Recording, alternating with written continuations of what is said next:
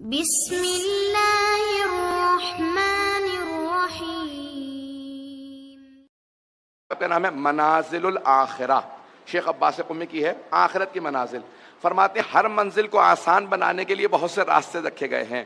قبر کو آسان بنانے کے لیے کیا ہے؟ ہر جگہ کے لیے کوئی نہ کوئی تحفہ ہے کہ یہ تحفہ ساتھ لے جاؤ اور آخرت آسان ہو جائے گی۔ اب ہر مرحلے کے لیے کوئی نہ کوئی ملائکہ آئیں گے، فرشتے آئیں گے، ان سب کے لیے تحفے سننا چاہیں گے نا کہ سب کے لیے کوئی نہ کوئی ہدیہ۔ عزیزان گرامی، ہم لوگ دنیا میں اس وقت جسم میں ہیں، مادہ ہیں، اس لیے ہمارے تحفے مادی تحفے ہیں۔ وہ ہیں نور کی مخلوق، فرشتے ہیں نور کی مخلوق، ان کے لیے نورانی تحفے چاہیے۔ تو مولا نے فرمایا ہر مرحلے کے لیے ایک تحفہ ہے۔ کسی مرحلے کے اندر پانی پلانا تحفہ ہے، یعنی دنیا میں جو پانی پلانے والا ہوگا اس کی آخرت آسان ہوگی۔ کسی مرحلے کے لیے آسانی کے لیے صلوات زیادہ پڑھنا ہے، کسی جگہ پہ قرآن زیادہ پڑھنا ہے، کسی جگہ پہ صرف مسکرا کے دیکھنا، پتہ نہیں لوگ ہے یا نہیں ہیں، کسی جگہ غیبت سے اجتناب ہے، کہیں پہ تکبر سے اجتناب ہے۔ مولا قبر کے اندر سب سے آسان کام کرنے والا کون سا؟ مولا نے کہا جو زیارت عاشورہ پڑھے گا حسین اس کی شفاعت کریں گے۔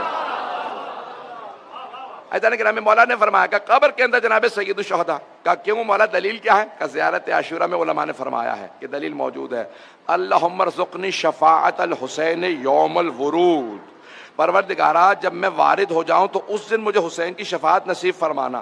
تو کہا کہاں پہ ورود؟ ورود فی القبر، کا قبر کے اندر جب وارد ہو جاؤں۔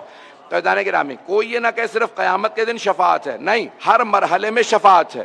یہ انسان کے اپنے اعمال کے لحاظ سے ہے، پتہ نہیں پہنچا پایا ہوں یا نہیں، اپنے اپنے اعمال کے لحاظ سے ہے۔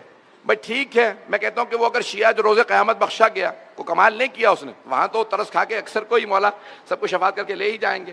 یہ جو بیچ میں اتنے برزخ کے اندر مراحل آئیں گے، ان کے اندر سختیاں آئیں گی، انسان اس کے اندر بھی شفاعت ہو جائے۔ عزیزان گرامی کثرت سے روایات موجود ہے، روز قیامت امام شفاعت کریں گے، لیکن بہت سے ایسے شیعہ ہوں گے کہ مولا اس کی قیامت کا بھی انتظار نہیں کریں گے، جیسے قبر میں جائے گا وہاں پہ کوئی نہ کوئی امام شفاعت کر دیں گے۔ ذمہ داری سے پڑھ رہا ہوں، بہت سے ایسے شیعہ ہیں کہ اس کی موت کا انتظار بھی نہیں ہوگا، جب موت آ رہی ہوگی تو مولا کہیں گے خبردار اے ملک الموت، آرام سے روح قبض کرنا، یہ ہمارا ہے۔ موت کے وقت بھی بہت سوں کی شفاعت ہو جائے گی۔ اب عزیزان گرامی یہ ہمارا معیار ہے کہ ہم اپنے آپ کو کتنا دیندار بنا لیتے ہیں کہ ہمیں کس مرحلے میں شفاعت نصیب ہوتی ہے۔